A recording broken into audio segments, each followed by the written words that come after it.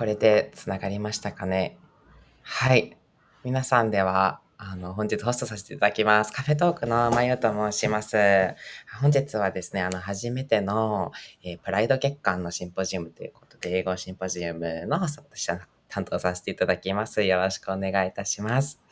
はい。本日はですね、2人の講師に、参加していただきまして、ちょっと LGBTQ とか、プライド月間、プライドの歴史とかについて、ちょっと、面白いプレゼンテーションが、待っておりますので、ぜひ、最後まで見ていっていただければと思います。そうですね。何かご質問とかあれば、チャットボックスから、英語でも日本語でもコメントいただければ、また後でピックアップさせていただきますし、何かわからないこととかあれば、画面上の右下のチャットボックスからご連絡いただければ、スタッフが対応させていただきます。何かうまく画面が映らなかった場合は、一度ページ自体をリロードしてみてください。はい。あと、講師自体の、プレゼンテーションも右側のチャットの上の方でセミナー資料っていうところがありますので、そちらからも拝見いただけます。はい。では、ちょっとこれからはほとんど英語でやっていきたいと思います。はい。So I did my little intro in Japanese. Hi, I'll be your host today. I'm Mayo, and today I'm joined by tutors Emily and Lauren, and we're gonna have two cute presentations that are related to the LGBTQ history as well as the state of LGBTQ rights and other things in the world right now. It is Pride Month 2022, and this is our first English symposium, which I'm really excited for. We have two speakers today, so I'm not sure how long the entire symposium will be, but please watch until the end. And if you have to leave while the live stream is still going, you can catch the entire thing later on YouTube, so no worries. And yeah, our first presentation today will be by Lauren. Whenever you're ready, you can start your screen share and then, tell us what you have. All right, sounds good. Yeah, I'll go ahead and see if I can open it up. Yes, no hurry. All right. Okay. Everybody can see it, right? Just to make sure. Yes, looks good. All right, awesome. So, hello, everybody. I am Lauren J. I am primarily an English tutor on Cafetalk. I've been around for about a year and a half, and a bit about myself is that I am an American born and raised, and I am also a non-binary queer person, and I like to be referred by they, them pronouns versus she, her, or he, him. So that is why they, them is written under my name. So my presentation is titled Marriage Equality Representing Gay Rights. So outside of the queer community, and of course inside, one of the most well-known issues is that of marriage equality. It is a policy that attained success nationwide in the US in 2015 and is also a current issue in Japan, with local areas now having the ability to allow same-sex partnerships. Of course, that is a little different, but we will talk about that in a second. So my first question is to everyone is, what is marriage? What do you think of when you think of marriage? Well, to begin with, it's a cultural practice first and foremost. In the past, it was often a thing to create ties or solidify relationships between groups, whether that is families, tribes, royal families, things like that. In the present day, it is more often to celebrate a romantic partnership. You found somebody that you really care about, you want to spend the rest of your life together, and so you go through the process of marriage. You have a ceremony and all of that. And ceremonies, as well as other practices, ideals, ideas, opinions, of how a marriage should be are often tied to religion and religious practices, such as having the ceremony at a church or in a temple, having a priest oversee the vows, things like that, with all religions having their own kind of personal ways of going about this. But alongside of that, it relates to government recognition. A marriage can be something or might not be something that the government recognizes. And the reason that this is important is couples whose marriage is recognized by law allows them certain benefits, certain rights, and certain privileges. So, what are those rights and privileges and benefits that I just mentioned? Well, these include things like couples being able to join their taxes and get certain tax deductions, certain tax breaks. Just like when a couple has a child, because you have a child, your taxes are a little bit less to give you some allowance for taking care of another person. It allows your insurance to cover your partner, or for you to get a specific insurance to cover both of you.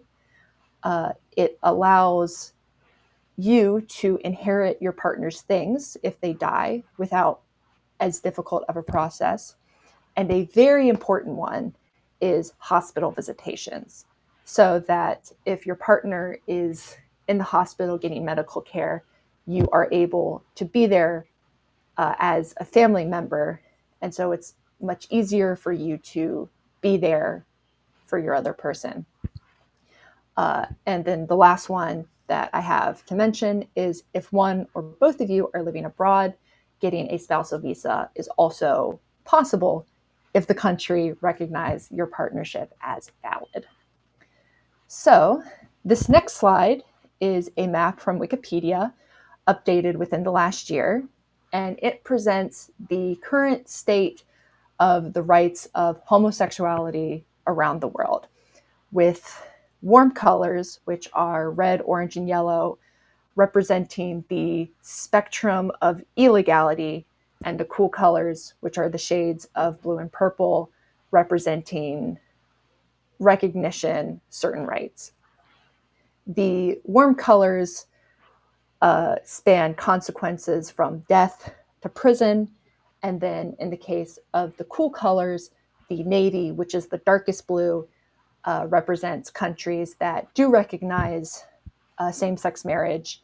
The medium shade of blue is those allowing nationwide civil unions, and then those countries in the light blue, such as Japan, have limited union recognition. So maybe some places in that given country allow civil unions, but not all places do. And then the purples are a bit of a mixed kind of complicated situation where they might recognize a marriage from abroad, but they don't allow same-sex marriages to be performed within their own borders. And then this next page shows some charts of the support of same-sex marriage. And so the graph on the left side is kind of it is a comparison of different countries and their overall opinions of same-sex marriage. So in this graph, we have Sweden at the top. US is pretty high up there, more than 50%. And Japan is about 50-50 in a full yes, and then maybe not. Or, you don't get the same-sex couples, married couples don't get the full benefits that a heterosexual or a marriage between a man and a woman should get. And then the graph on the right side is the change of opinion in the US of individual support for same-sex marriage, with going back to 1996, which is only, going to make sure I do my math right, only about 30 years ago, where it was more than 50% against. And only 0.25%, definitely 4%. And then as of today, or the more present day, that those numbers have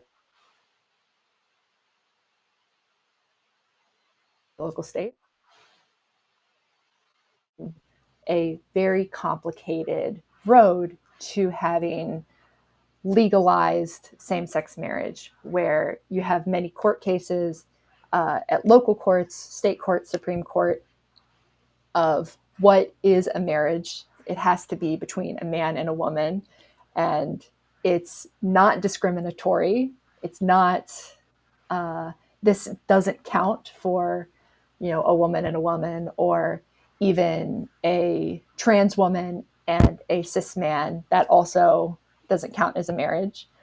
And so that's how other queer identities are also kind of impacted by this, right? Because having an old definition of marriage and who can be in a marriage also has an old definition of what gender is and what gender you are allowed to be in the eyes of the government.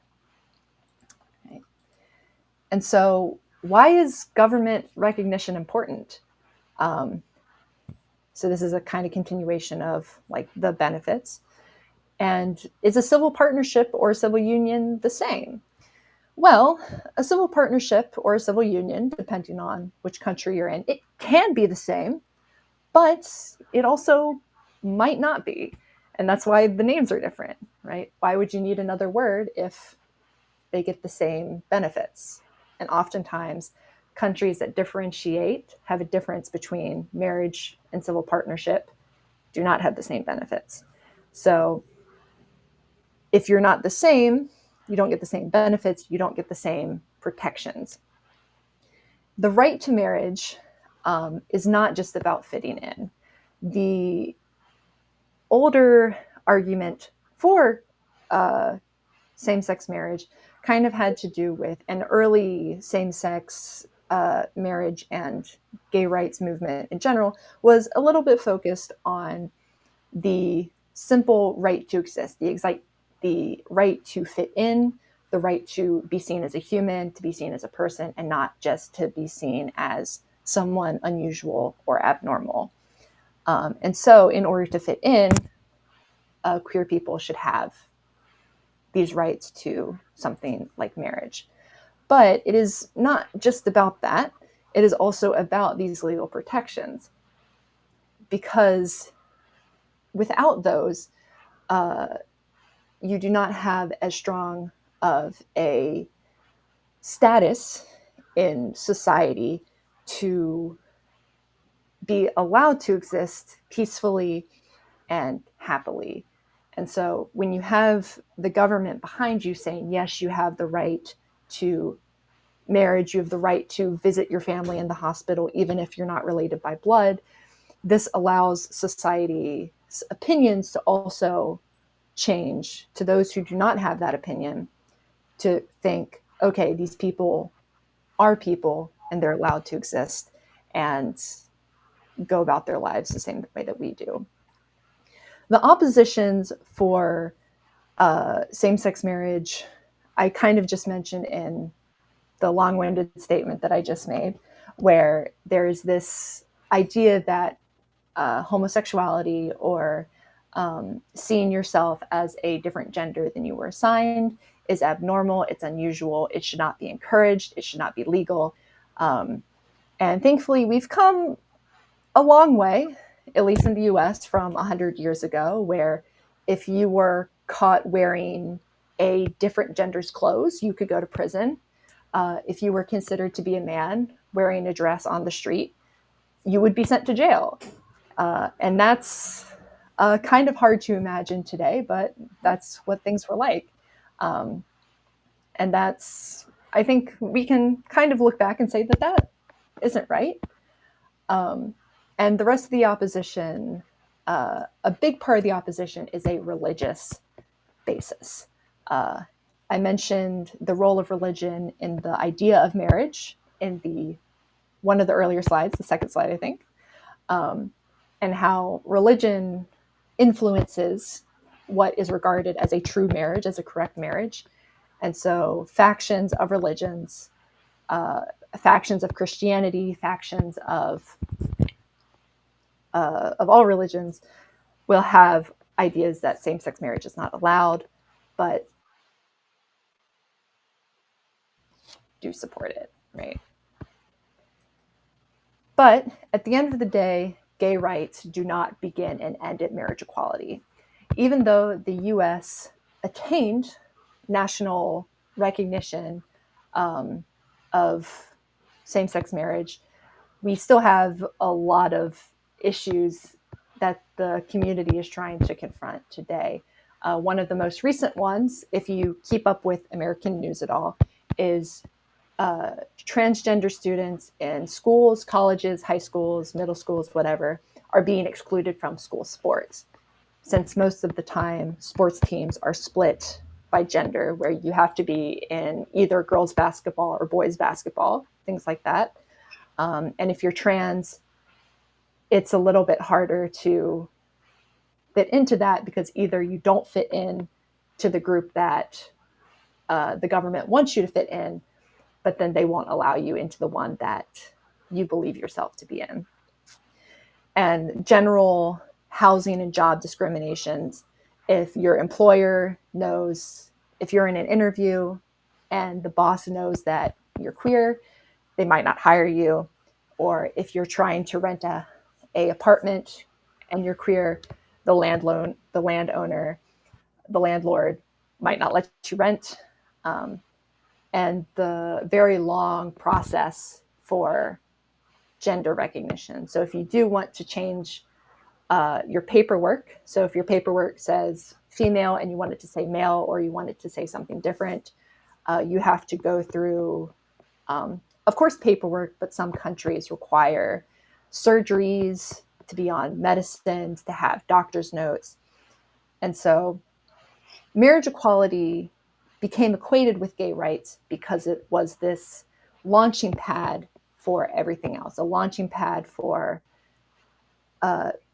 basic rights that everybody else gets, rights to visit our family in hospitals, rights to join our taxes together, rights to have one insurance to cover the both of us, and things like that. But now that in the case of America, that's been technically attained, our battles are far from even being close to being satisfactory when you have constant tragedy and constant difficulties. And so I hope that this PowerPoint was able to either teach you a little bit about the state of queer rights around the world, the state of queer rights in America, and maybe get you thinking about what your own country allows, as well as what marriage is as a concept, and what it can be. But that's all I have to introduce today. And if you have any other questions about my presentation, if I didn't explain anything clearly, please write it in the chat that I'm told everybody has. And I'll try my best to answer them. Okay, thank you so much. We actually have a comment. So, the comment from Nori Sakai asks, they ask, do you think all states of the US allow residents to have the right to same-sex marriage as of now, or does it still depend on the state? After the nationwide passing of same-sex marriage, it had to be a nationwide thing.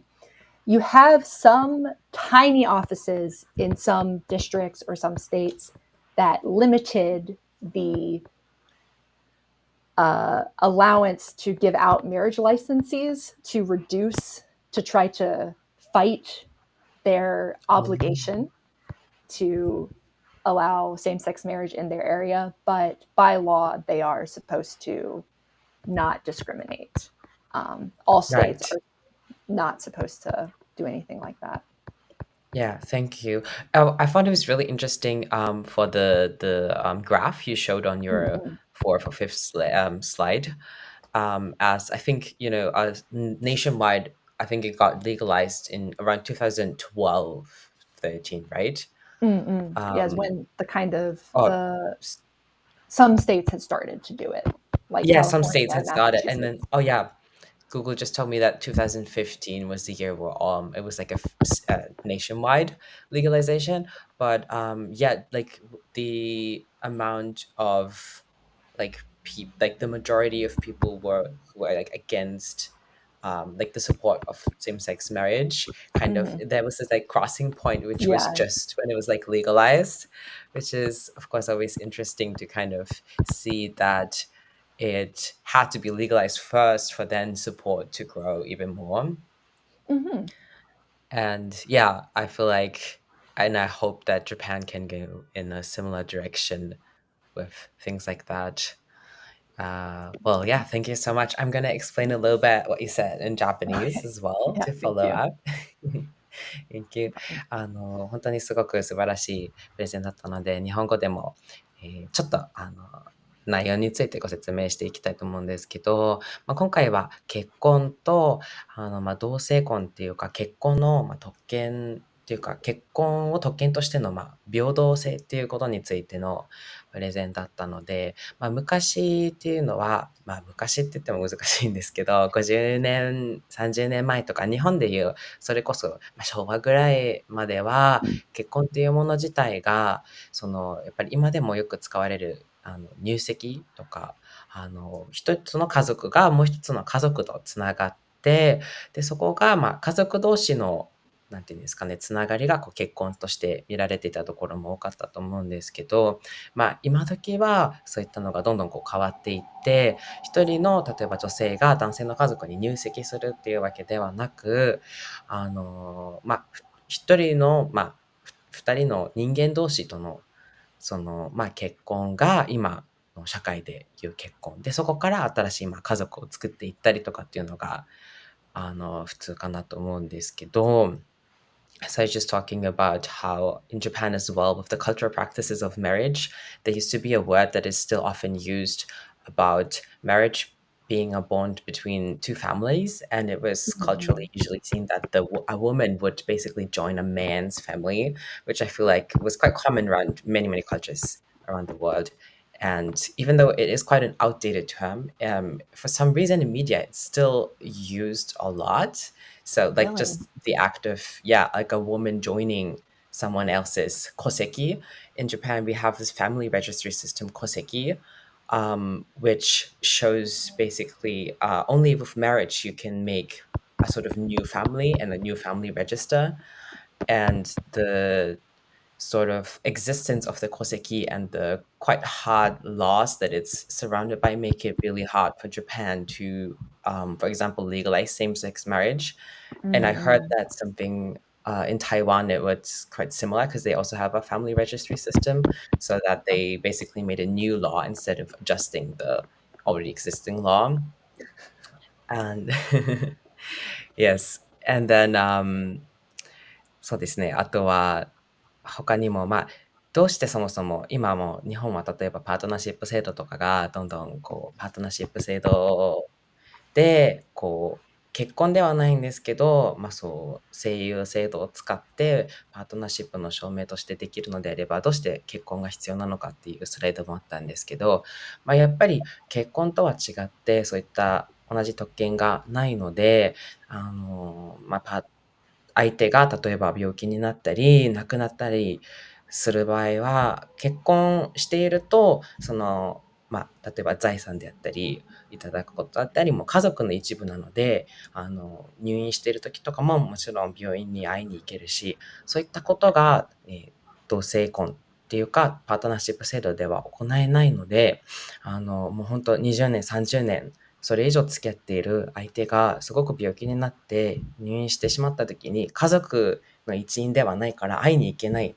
そういった、コロナ禍とかでもそういった関係があって、まあ、やっぱり家族だと会いに行けるのが当然かと思うので、そういった理由もあり、同性婚っていうのがやっぱり必要になっていくのではないかなっていう、はい、スライドがありまして、他にもですね、今アメリカでは、全種同性婚っていうのが、2015年からできるようになってまして、なんですが、そこではその LGBTQ の特権の戦いというか、アクティビズムも終わっていないので、まだこれから他のこと、例えば、トランスジェンダーの、人が、その、与えられた性別、生まれた際に女性として性別が与えられた方は、そのトランスジェンダーで、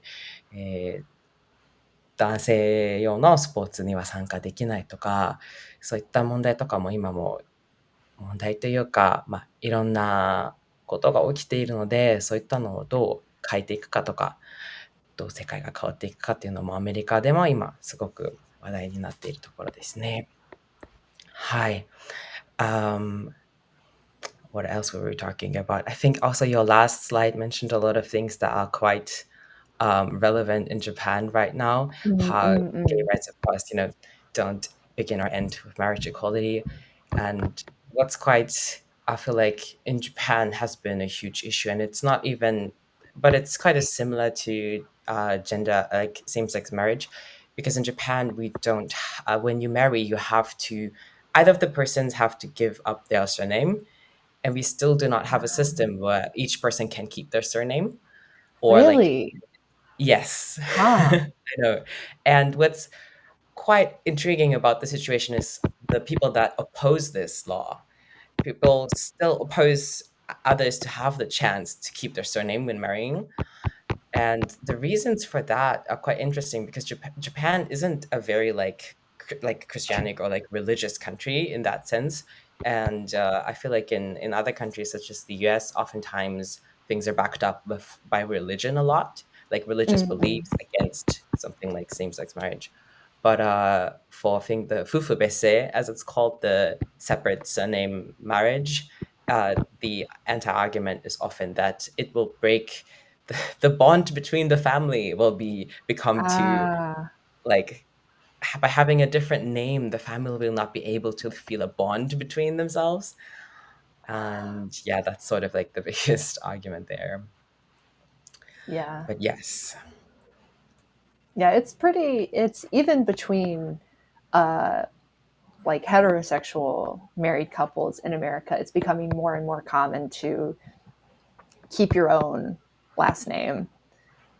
Or, for example, another practice that we do, at least in America, I think maybe in other English speaking countries, is to join the surname to just make one Like with combined like a surname. hyphen, right?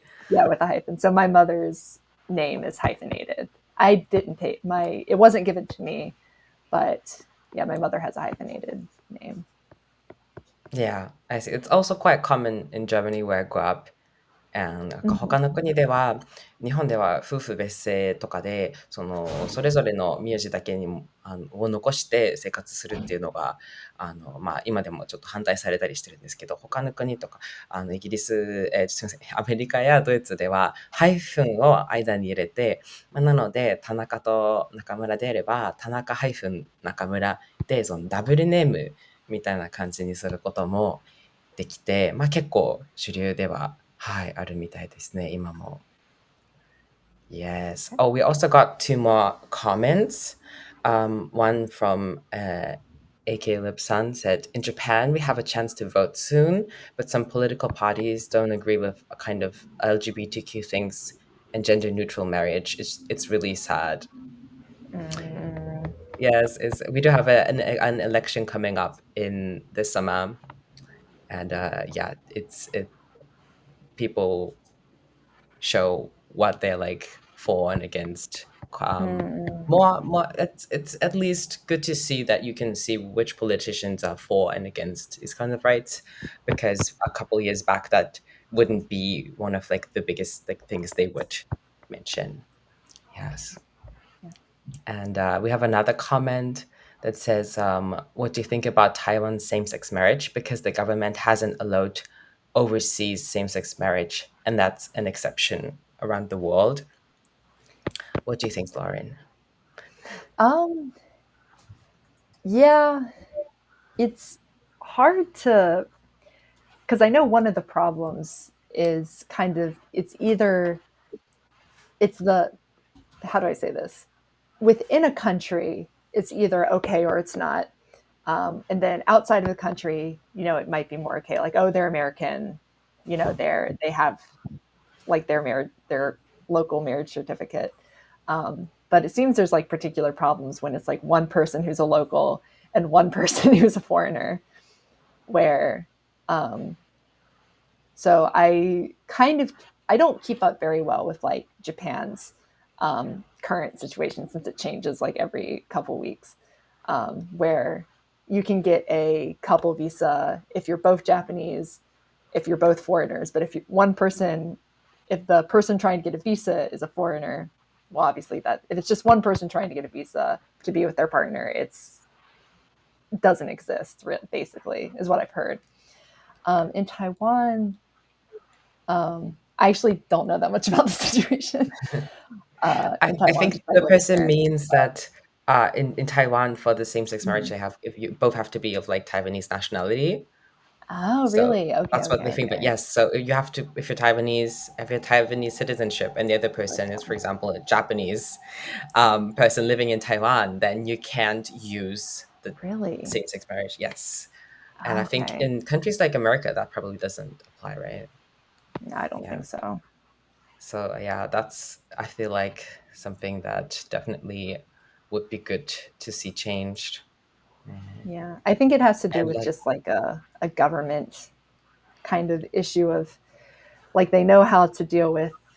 I think it also might be partially a paperwork thing, where when you have a foreigner, you have to put them in your system somehow. But if they're both Taiwanese, you already kind of have them in the system.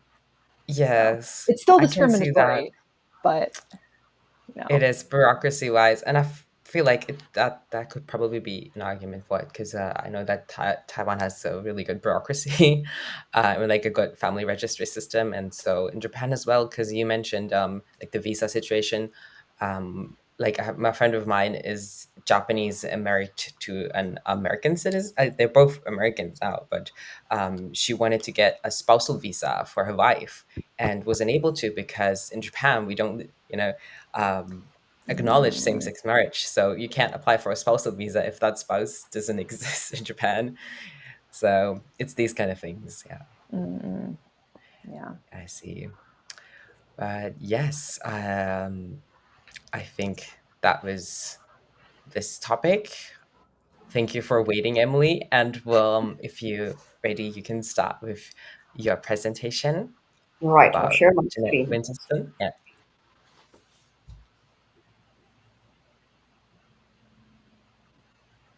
で次にエミリー先生からジャネット・ウィンターソン Right, の can プレ you ゼン see テーションを、this? はい、していきます。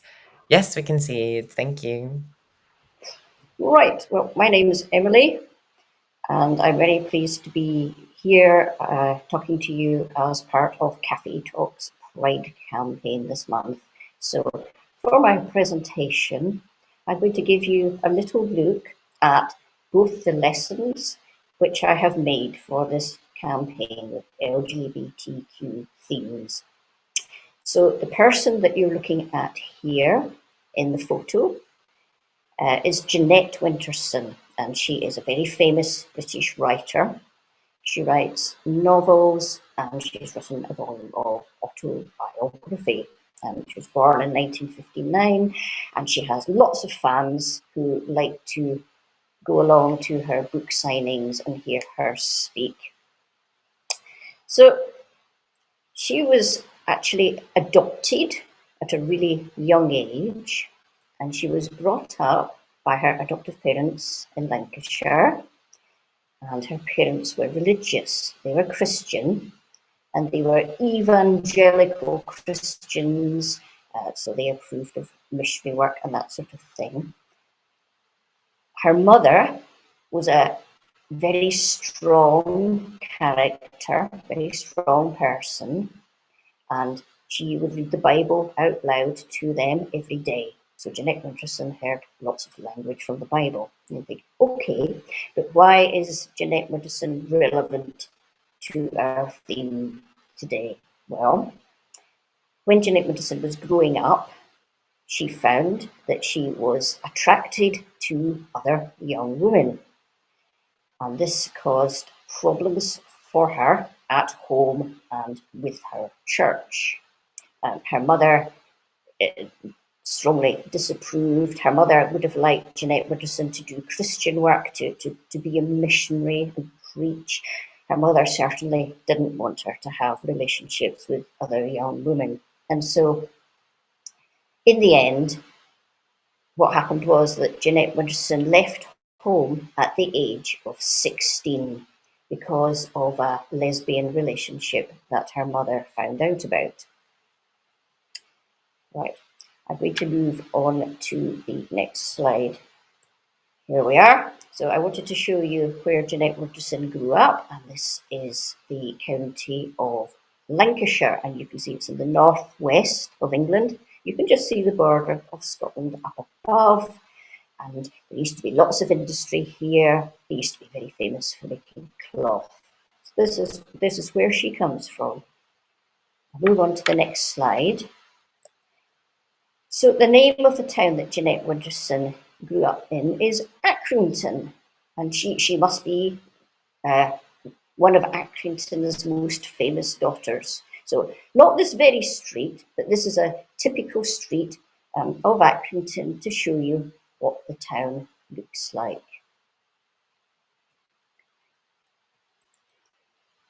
Jeanette Winterson was an incredible reader. She loved reading books.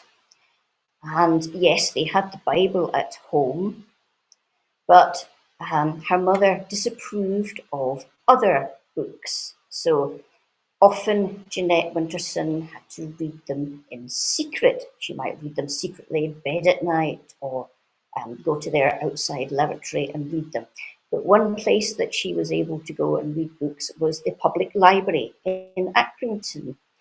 And she read her way through English literature from A to Z in this building. So I think this building inspired her. It was an important place to her. Right. Now, I said that she left home. Well, she did, but she carried on staying in Accrington. She was only 16, and she continued to go to school and to college to get her education. She had to stay in various places because she wasn't living at home. But one of the places that she stayed in was a Mini, a car like this. So again, not this very car, but I have chosen a photo of a Mini from the early 1970s to show you the sort of vehicle that she lived in. And if you go to her official website, JeanetteWinterson.com, she has a short video on there explaining exactly how you do live in a Mini.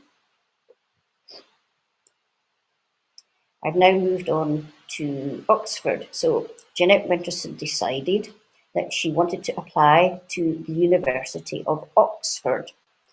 And this was unusual for a person from a working class background. It's still unusual today. It was certainly unusual then. She was successful, and she drove herself there in a Morris Minor, and she went up to St Catherine's College, Oxford in 1978. And you can see this is one of the modern built colleges. I'll just show you another picture of St Catherine's, St Cat's, as it's sometimes called for short, in the sunshine. So when Jeanette Winterson was at St Catherine's reading English, she didn't have to read books in secret anymore. She was encouraged. In fact, she was expected to read books. She went down from Oxford, finished her degree, and she moved to London. And she did various things, including working in a theatre. But one really important thing that she did was all that time she was busy writing a novel. And this novel is called Oranges Are Not the Only Fruit, and it was published in 1985. So the novel is not an exact copy, an exact autobiography of her life, but it is very strongly based on her life. So you have all her experiences growing up in the town of Accrington, the religious environment of the household, her very strong mother, and of course you have lesbian relationships, same-sex experiences, and it's a really excellent book, really incredible. So if you haven't read the book, I do recommend that you look it up and maybe read it. Right, I'm going to move on to the preview of my second lesson, and this is called A Banned Book, The Well of Loneliness by Radcliffe Hall. See the cover here? You can maybe guess what the book is about because there are two women on the cover and one is looking closely at the other. So we might guess, yes, this is about relationships between women. And there are lots of LGBTQ themes and connections here. So Radcliffe Hall, the author herself, we could say today that she is a lesbian, yes. She had long-term relationships with women. She lived with other women. She would have used the word invert, and I realise that might be an unfamiliar word, but it really means inside out, turned inside out. So the people were thinking about LGBTQ issues a bit differently 100 years ago. They had different explanations and language. So the idea of the invert is that if you are a woman who is attracted to other women, then you have a man's soul or spirit in a woman's body. And if you are a man who's attracted to other men, then it's because you have a woman's spirit in a male body. That's the idea.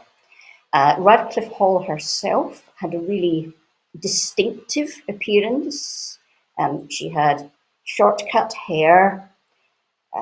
She wore a sort of masculine jacket, maybe a bow tie. Sometimes she smoked a pipe, and she used to use an eyeglass like this, called a monocle. And I did want to show you a photo of her today. And yes, there are plenty of photos on the internet, but interestingly, because I'm talking about censorship in this lesson, all the photos have got copyright restrictions of one sort or another, so I can't show you one. So I'll show you this cover instead. Right, the book itself has a main character, a woman called Stephen Gordon, so a man's name, and she has various adventures and relationships with other women. Right. So the book was published in 1928, and it got mixed reviews at first. But it quickly became controversial. People argued about it a lot. And the person that you can see here is a man called James Douglas. He was a newspaper editor, and he strongly disapproved of homosexuality. He'd campaigned against a previous book on that topic. So what he did in 1928 was he wrote an article in his newspaper, the Sunday Express, and basically he said that the book is moral poison. It's really, really damaging. You mustn't read it. He said that the publisher must stop selling the book, and if the publisher did not stop selling the book, then the law must come and stop the publisher selling it because it's so dangerous. Well, the author, Radcliffe Hall, actually got some support. There were people who wrote letters to her, and they said, actually, I think your book is fine. I'm glad to see it. And there were also some famous figures, other writers like E.M. Foster and Virginia Woolf, who wanted to support the book, not necessarily because they thought it was a brilliant work of art, but because they really did not want censorship and they wanted to be able to talk about this topic. in the end, there was a trial in that year, and all the support didn't do any good because the magistrate in charge of the trial read the book. He decided that it was awful, that it was a danger to public health, and that it must be banned. So we have censorship. He actually referred to homosexuality in terms of unnatural vice and horrible practices, so no room for doubt. And after that, the book could not be sold, and the police came and took copies. I think they took them away to Scotland Yard and they burnt them in a big fire. So you cannot buy the book in England and Wales, or in Scotland, in fact. But that's not the end of the story, because the book could be published abroad. It was published in France, and on the left of the slide, you can see the front, which is a copy of the novel published in Paris in 1935. So maybe if you were desperate to get the book, you could travel to Paris, buy a copy, put it in your luggage and hide it and bring it back. I don't know. And I believe that the book was also able to be published in the United States. So it's available outside in the rest of the world, but not in the country of the author. You might wonder what actually is in the book because of all this fuss and argument and all the headlines. By today's standards, the book is actually very mild, no details, really vague.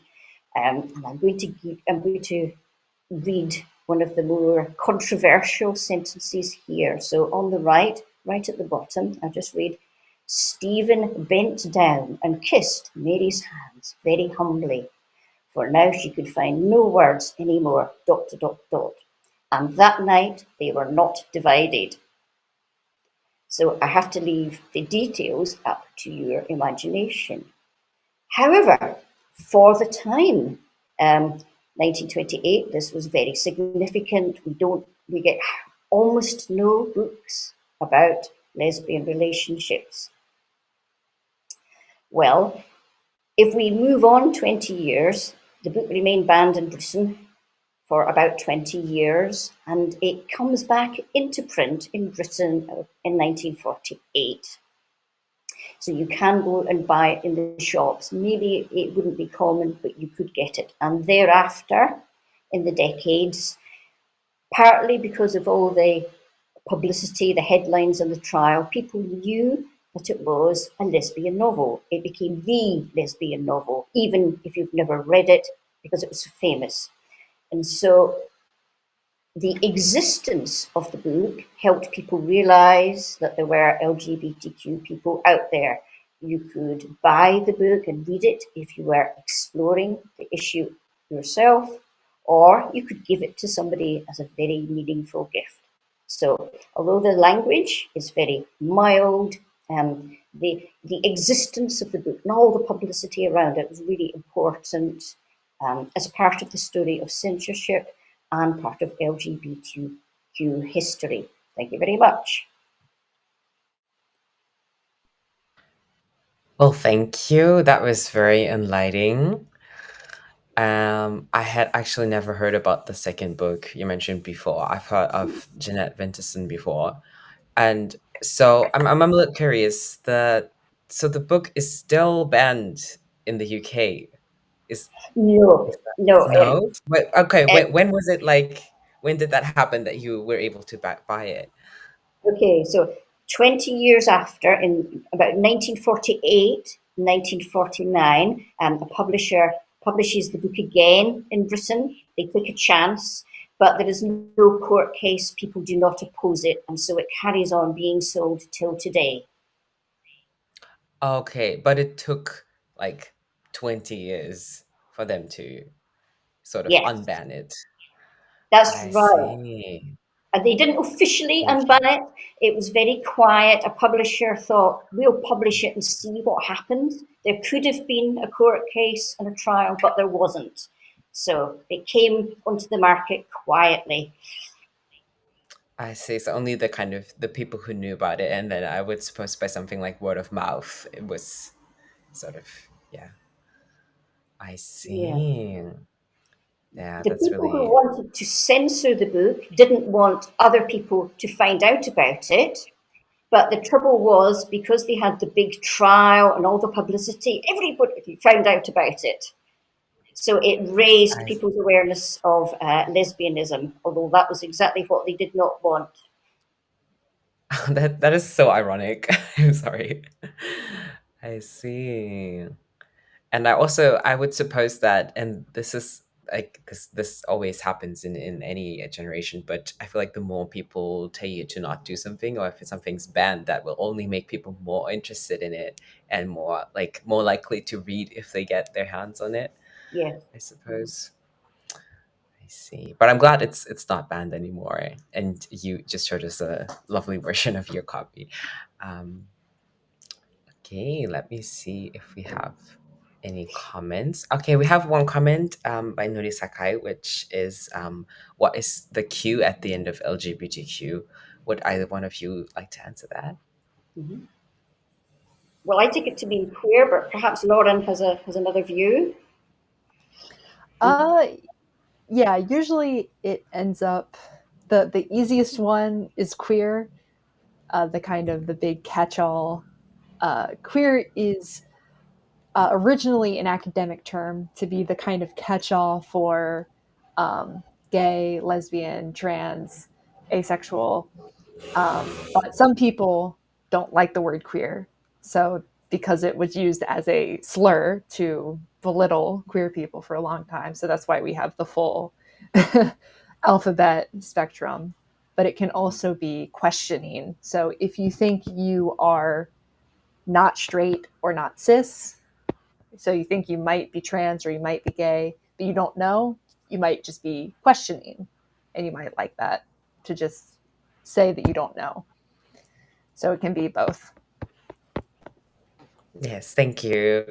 そうですね、日本語でももう一回できますけど、LGBTQ の Q は、どういった意味かという質問だったんですけど、クエアっていう呼び方が一番知られているかなと思うんですけど、今はその LGBT と Q と、あとその後 IA とかもあったりするんですけど、すべてをクエアとして呼ばれることが多いかと思いまして、もともとは、ちょっと差別用語として使われてたり、あとはそうですね、アカデミアとかで、全体的な、そうですね、指数男性、女性ではない方、あとはそうですね、異性愛者とか、もうすべてを含んでる単語として使われていて、詳しくもし知りたい方は、キャンペーンページにも、それぞれの LGBTQ とかはどういった意味なのか書いておりますので、日本語でもぜひ、一度見てください。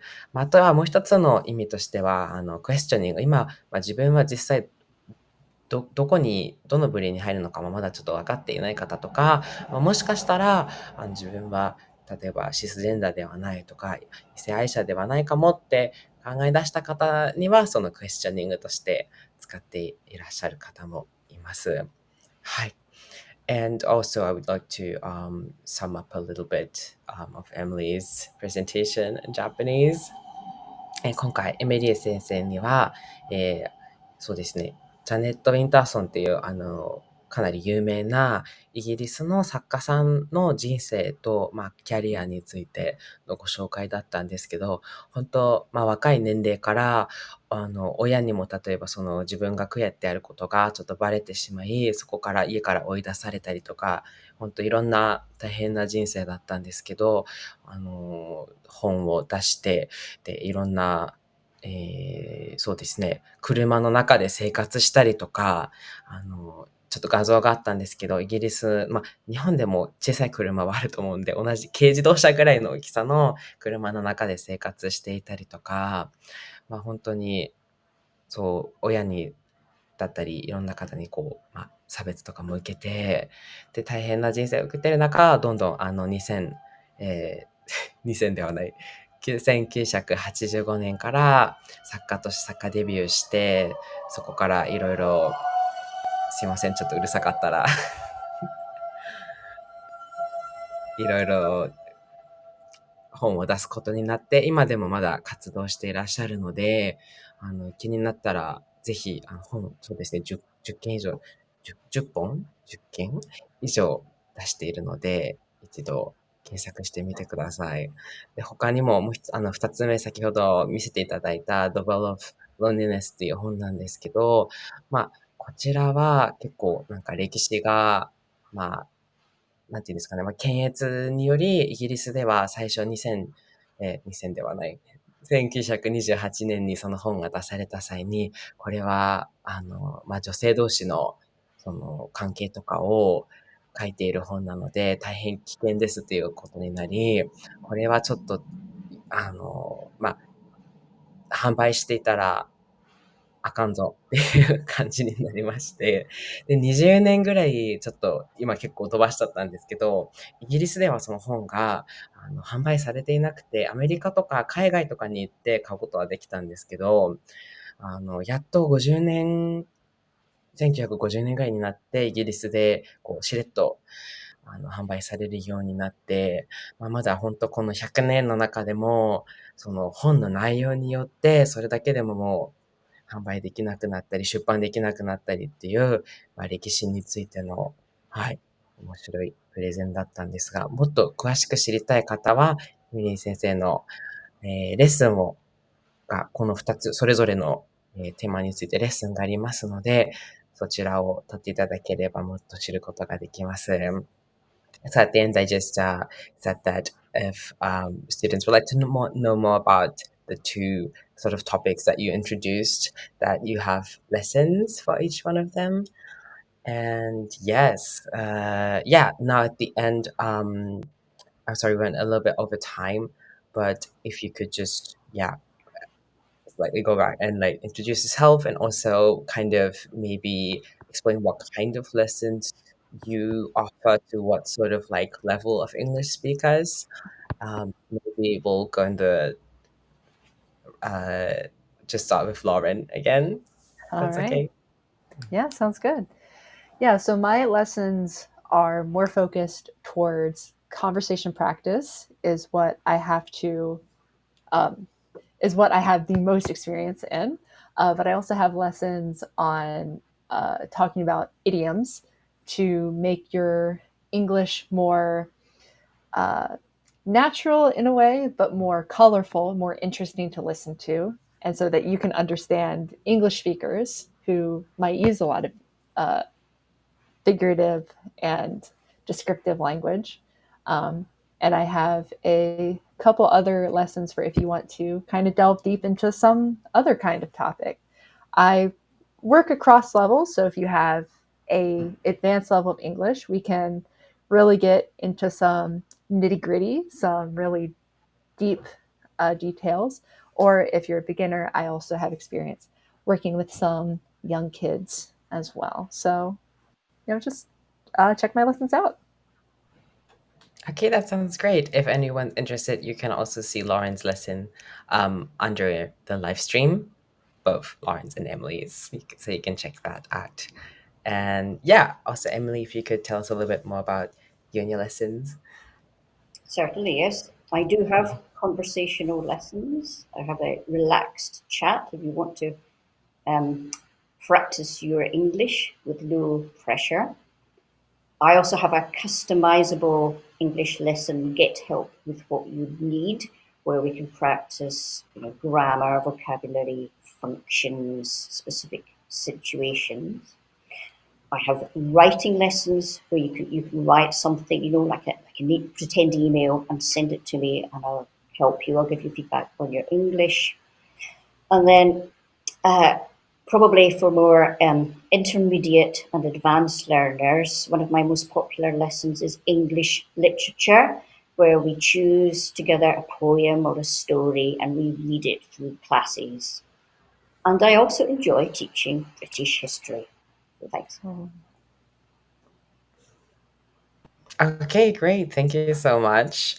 はい、こちらも興味あればエミリー先生のプロフィールから見ていただきまして、We also had one other comment, which I would like to answer because it's a very That's a great comment. So the comment was, is it different or odd for the people that are queer or transgender to be able to get married under the bulk category of the name same-sex marriage? Could you give me a little bit insight on how you feel about that? Yeah. Oh yeah, for sure. Definitely. Because if you're trans and you see yourself as, so if you're like a trans woman and you see yourself as a woman because you are, and the law would restrict you from getting married because they don't, if it's if being transgender isn't recognized by the government and it would fall under same-sex marriage, it's also very possible that that's not recognized in that place anyways. And so yeah, having that as the go-to term is not inclusive of everything. So Yeah. that's actually a reason in the first that it is that's the better term to encompass all the different issues of like gender and like yeah. So marriage equality is kind of like the better term, but you might hear same-sex marriage as the more colloquial one. That's the one people are more used to saying. Yeah, definitely. And I also feel like in languages such as Japanese, where the term already is marriage and then like same-sex marriage. So like it's hard. Like you would have to come up with a new word, and like that's kind of hard. But yeah, I definitely agree with you on that. Do you have any comments regarding that, Emily? It's a very interesting area.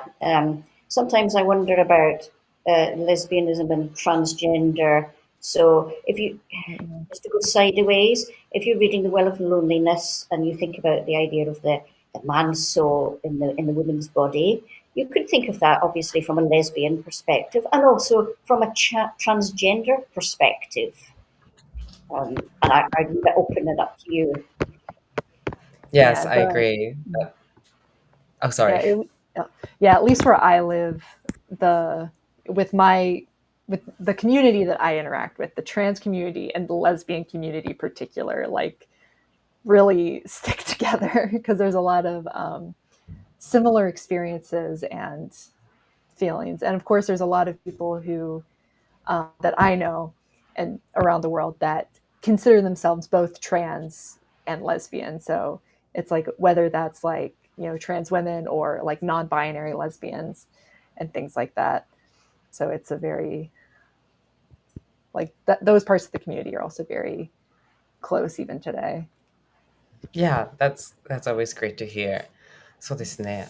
日本語で言う、やっぱり、日本語でも同性婚という名前として呼ばれているので、それこそ、トランス男性とトランス男性が付き合っていれば、例えばトランス男性と、シス女性が付き合っていれば、一応日本の、法律上では、異性、普通の結婚として見られるんですけど、それを実現させるにも同性婚が必要となったりするので、その意味では同性ではないのに同性婚と呼ぶのはどうしてでしょうかという話でした。はい。And while we were talking, we actually got another comment. I hope it's okay to pick that up. Are you both okay with your time? Absolutely. Okay, thank you. And this actually, the comment says, recently a huge Japanese company said they released a statement in their ad that a kind of identity called LGBTQ. In Japanese, it was called LGBTQ という個性が. And I feel this expression is strange because LGBTQ is not a type of sex. And by that they mean female sex. So like, and I agree. So 個性 sort of means, なんて言ったらいいんだろう。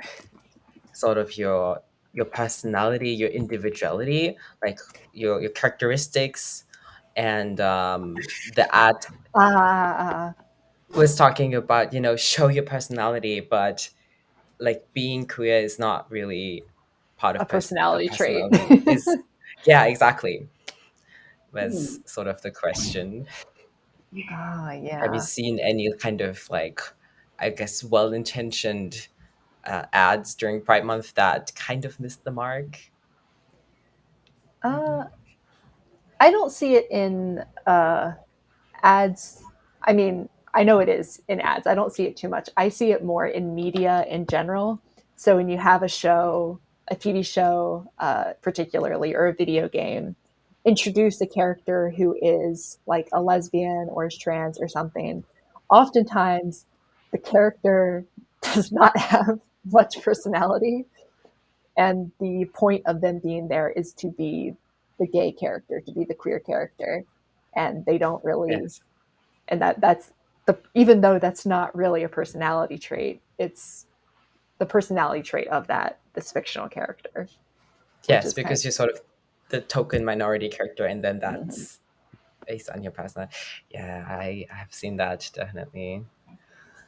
Yeah, but yeah, and if you don't have, like, if you do have anything to add, please go ahead, Emily. Otherwise, yeah, I'm gonna wrap it up today. And I also wanted to say that we have a different seminar coming up this month, which is a sexual health and wellness seminar from our tutor Fiona. So let me just screen share really quick.